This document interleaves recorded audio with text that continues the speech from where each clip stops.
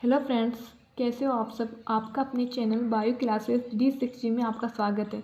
आज एक नए टॉपिक के साथ आज हम पढ़ने वाले हैं, बहुत ही इम्पोर्टेंट, बहुत ही बेहतरीन, जिसका नाम है तंत्रिकीय नियंत्रण एवं समन्वय। बहुत ही इम्पोर्टेंट पॉइंट है, हर एक पॉइंट को बहुत ही अच्छे से सुनना और समझना है।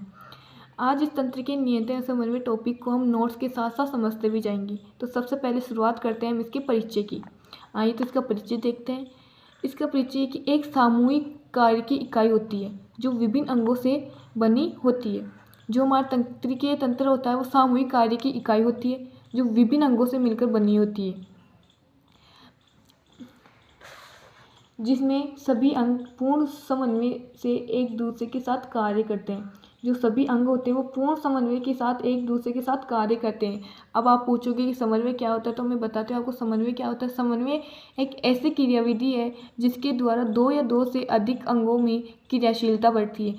दो या दो से अधिक अंग होंगे उसके अंदर उसकी क्रियाशीलता बढ़ती है, उसे समन्वयता कहते हैं हम।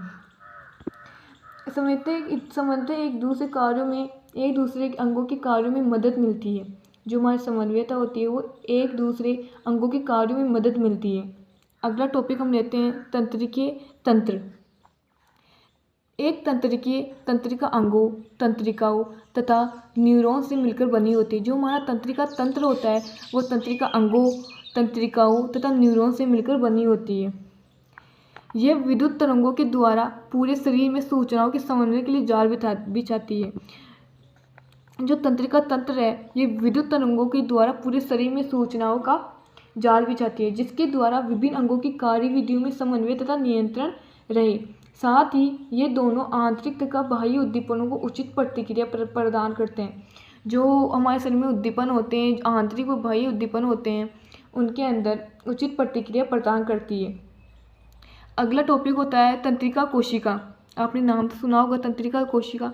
सभी प्राणियों का तंत्रिका तंत्र अति विशिष्ट प्रकार की कोशिकाओं से बनता है। जो जितने भी सभी प्राणी हैं उनका तंत्रिका तंत्र अति विशिष्ट प्रकार की कोशिकाओं से मिलकर बना होता है, जिसे हम बोलते हैं तंत्रिका कोशिका।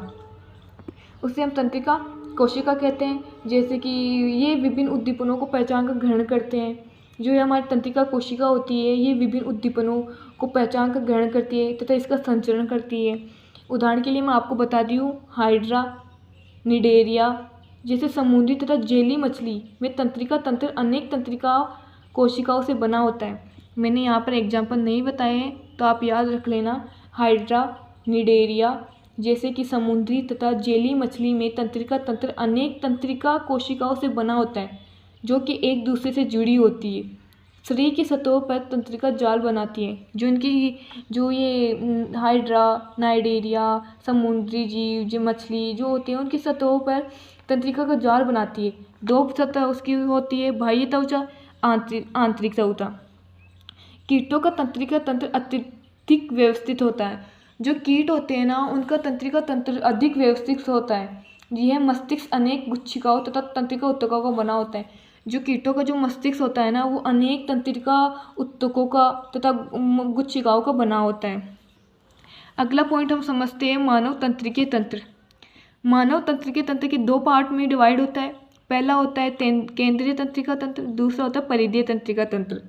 पहला होता है केंद्रीय तंत्रिका तंत्र, दूसरा होता है परिधीय तंत्रिका तंत्र। केंद्रीय तंत्रिका तंत्र में मस्तिष्क तथा मेरुरज्जु शामिल होते हैं। जो हमारा केंद्रीय तंत्रिका तंत्र होता है उसके अंदर मेरुरज्जु तथा मस्तिष्क शामिल होता है। परंतु जो परिधीय तंत्रिका तंत्र होता है उसके अंदर मस्तिष्क और मेरुरज्जु से निकलने वाली तंत्रिकाएं शामिल होती है। जो हमारा परिधीय तंत्रिका तंत्र होता है उसमें मेरुरज्जु से निकलने वाली तंत्रिकाएं तंत्र शामिल होती है। आगे हम चलते हैं। मस्तिष्क से निकलने वाली तंत्रिकाओं को कपाली तंत्रिका तंत्र तथा मेरुरज्जु से निकलने वाली तंत्रिकाओं को मेरु तंत्रिका तंत्र। जो हमारे मस्तिष्क से तंत्रिकाएं निकलती है उन्हें कपाली तंत्रिका तंत्र, जो हमारे मेरुरज्जु से निकलती है उन्हें हम मेरु तंत्रिका तंत्र कहते हैं। जो हमारा परिधीय तंत्रिका तंत्र होता है उसमें तंत्रिका तंत्र को दो पार्ट में डिवाइड किया जाता है।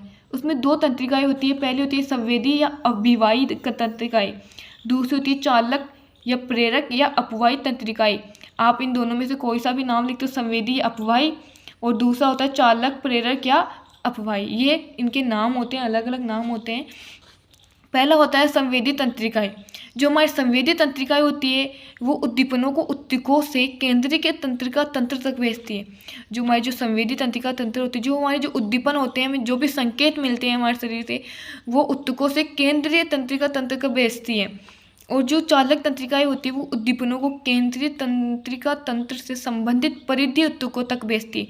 आप दोनों में फ़र्क समझ गए होंगे। पहला तो है संवेदी तंत्रिकाएं जो उद्दीपनों को उत्तकों से केंद्रीय तंत्रिका तंत्र तक भेजती है, और दूसरा है चालक तंत्रिकाएं जो उद्दीपनों को केंद्रीय तंत्रिका तंत्र से संबंधित परिधीय उत्तकों तक भेजती है।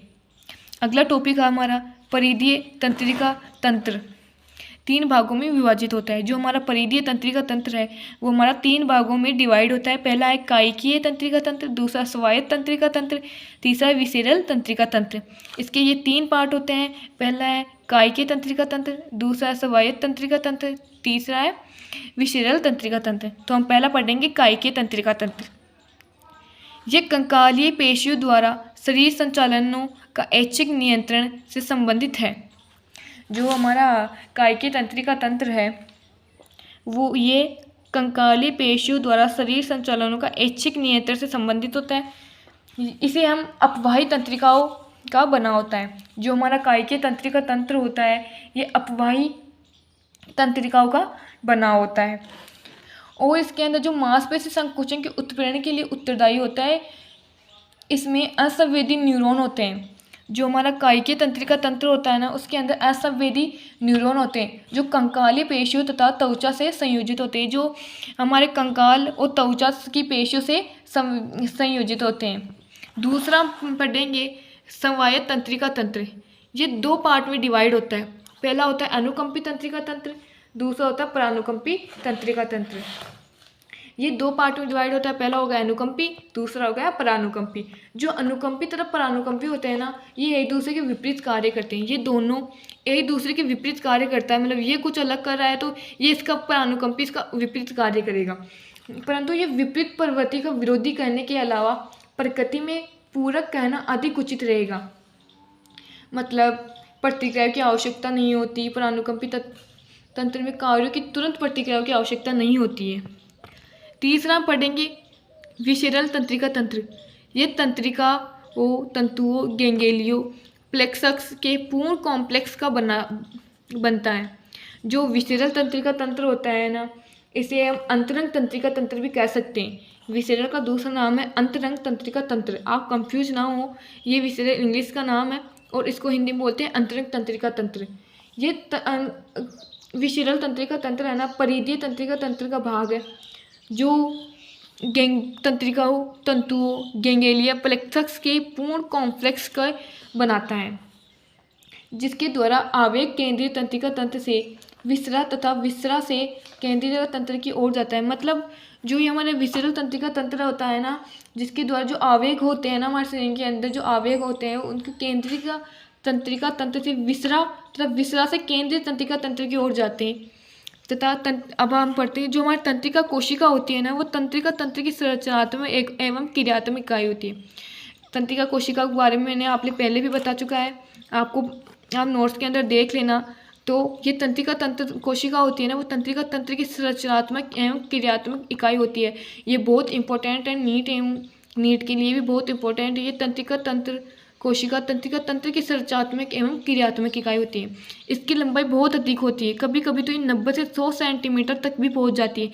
इसकी लंबाई इतनी अधिक होती है कि कभी कभी तो 100 या 90 सेंटीमीटर तक भी पहुंच जाती है। Thank you. अगर वीडियो पसंद आया तो लाइक एंड सब्सक्राइब करना। Thank you. अगला पार्ट जो हमारा इसके अलावा बच गया है केंद्रीय का तंत्रिका तंत्र, उसको हम अगले पार्ट में पढ़ेंगे और अगले पार्ट में आपको डायग्राम भी बता दूंगी।